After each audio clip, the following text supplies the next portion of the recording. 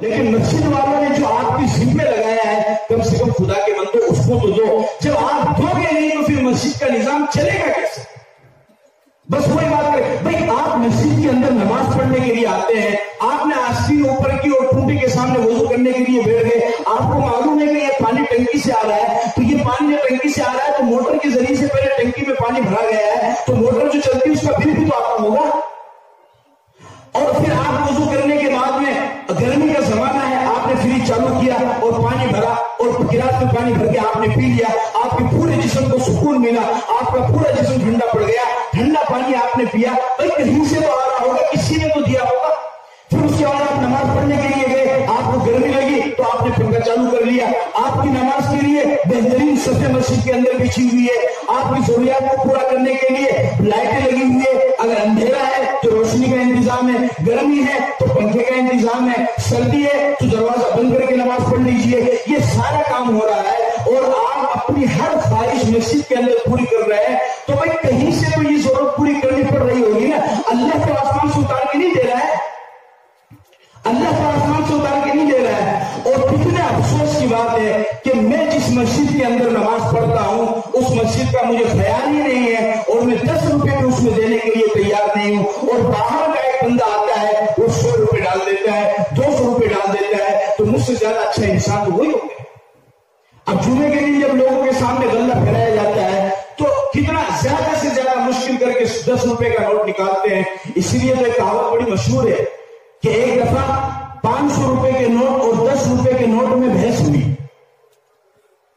تو 500 روپے کے نوٹ نے کہا کہ میں تو ہوٹلوں میں پھرتا ہوں، میں تو سیر و تفریح کرتا ہوں، میں تو شادیوں میں اڑایا جاتا ہوں، اور میں تو خوب ایک ملکوں سے دوسرے ملکوں میں جاتا ہوں.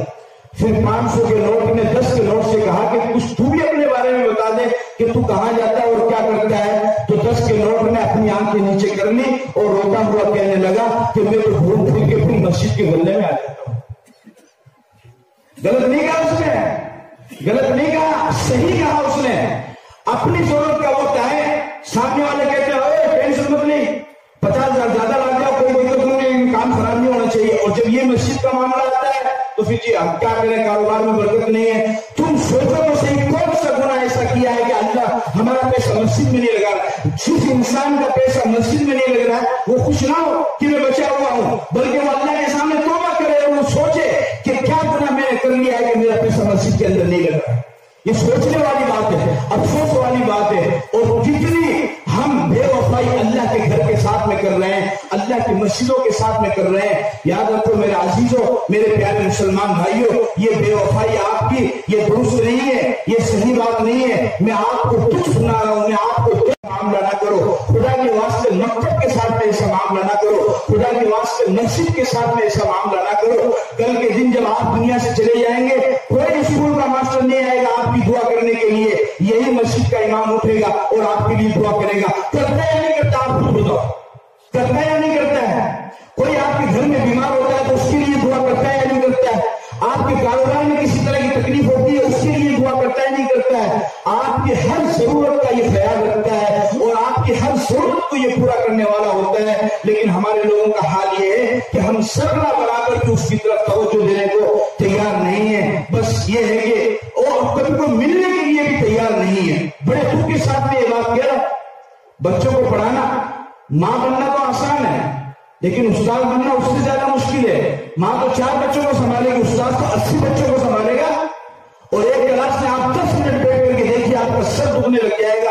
قربان جاؤ اس استاد کر کے 1 گھنٹے کے اندر 80 بچوں کو پڑھاتا ہے، ان کے شور کو بھی برداشت کرتا ہے، ان کے شور شرابے کو بھی برداشت کرتا ہے اور ساتھ میں ان کا سبق بھی سنتا ہے. یہ کوئی آسان کام نہیں ہے میرے بھائی، یہ کوئی آسان کام نہیں ہے. یہ کرنے والے بندے کرتے ہیں لیکن اس کے باوجود بھی ہمارا حال یہ ہے کہ ہم ذرہ برابر بھی توجہ نہیں دیتے ہیں. مسلمانوں ایسا ہرگز نہ کرو، ایسا ہرگز نہ کرو، ایسا ہرگز نہ کرو، بلکہ انصاف کے ساتھ میں کرو. اگر دنیاوی تعلیم میں آپ 30,000 روپے لگا رہے ہیں تو کم سے کم 15,000 روپے تو آپ کو مکتب کے لیے اور مسجد کے لیے لگانا ہی چاہیے. اور یہ اپنی زبان سے نکالنا چھوڑ دو کہ جی گھنے اللہ کے بندے ہیں. ارے کون اللہ کا بندہ ہے؟ نام تو بتاؤ. نام کو بتاتے نہیں. اجی مسجد میں تھوڑی سی امداد کر دو حاجی صاحب. اجی گھنے اللہ کے بندے، کون ہے؟ نام تو بتاؤ کسی ایک کا. ہم بھی کبھی چلے جائیں اس کے चीज की जरूरत है, हमें इस चीज की जरूरत है, और बातें बनाने के लिए लोग हजारों बातें बनाते हैं। मेरे भाई, बातें बनाने से कुछ भी फायदा नहीं होगा। अगर आप एतमाद कीजिए, आप यकीन कीजिए, किसी इंसान की जात पर आप एतमाद कीजिए, और आप अल्लाह उसके रसूल को राजी करने के लिए दे रहे हैं, तो आप उसको देते रहिए, आप इमदाद करते रहिए। मिसाल के, और कोई मुश्किल नहीं है आज के जमाने में, तो वैसे भी कोई मुश्किल नहीं है। मिसाल के तौर पर किसी मस्जिद वालों ने अगर 100 रुपए बांध रखे हैं, तो सिर्फ एक साल में 1200 रुपए आपको दे रहे हैं। बताइए क्या मुश्किल काम है? आप ईमानदारी से मुझे बताओ, क्या मुश्किल काम है आपके लिए? है अगर किसी मस्जिद वालों ने 200 रुपए बांध रखे हैं, तो पूरे साल में सिर्फ 2400 रुपए आपके देने हैं। बताइए आपके लिए क्या मुश्किल काम है? और लोग दूसरी जगह पर खूब खर्चा करते हैं, लेकिन जब मस्जिद और मदरसे की बात आती है तो वो हल्के पड़ जाते हैं, वो धीमे पड़ जाते हैं, वो सुस्त पड़ जाते हैं। ये आपका रवैया और आपका ये इंसाफ नहीं है। इस वजह से मैं आप सभी हजरात से दरख्वास्त लाया हूँ कि खुदा के वास्ते इनकी जरूरियात का ख्याल रखो, इनकी जरूरियात का ख्याल रखो, इनकी जरूरियात का ख्याल रखो। ये अगर अपनी जुबान से बोलते नहीं है, अगर ये आपसे मांगते नहीं है, तो इसका हरगिज ये मतलब नहीं है कि इनके घर के अंदर हाजत नहीं है, इनको परेशानी नहीं है, इनको मुसीबत नहीं है, बल्कि ये तो इज्जत की वजह से अपने इज्जत का ख्याल रखते हुए आपके सामने इसका इजहार नहीं करते हैं। लेकिन आपका तो ये फर्ज बनता है कि जिस मस्जिद के अंदर आप नमाज पढ़ते हैं, जिस मस्जिद के अंदर आपके बीमार के लिए दुआ की जाती है, जिस मस्जिद के अंदर आपके मरहूम के लिए दुआ की जाती है, जिस मस्जिद के अंदर आपके बच्चे तालीम हासिल कर रहे हैं, कम से कम इतना फर्ज तो आपका बनता है कि उस मस्जिद वालों ने जो जिम्मेदारी आपके ऊपर लगाई है और जो आपके ऊपर फर्ज किया है, उसको तो आप कम से कम अदा करें। इतना फर्ज तो आपका बनता ही होगा मेरे भाई। इतना फर्ज भी नहीं बनता क्या आपका? इतना फर्ज तो आपका बनता ही होगा। जब आप मुकम्मल तौर पर पाबंदी के साथ इमदाद करेंगे और मस्जिद के सदर साहब को अपनी जो भी आपको जो उन्होंने जिम्मे लगाया उसको देंगे, कल के दिन आपका इंतकाल हो जाएगा। मुझे ईमानदारी से बताओ कितने दिल के साथ में और कितने दिल के साथ में मस्जिद का इमाम आपके लिए दुआ करेगा?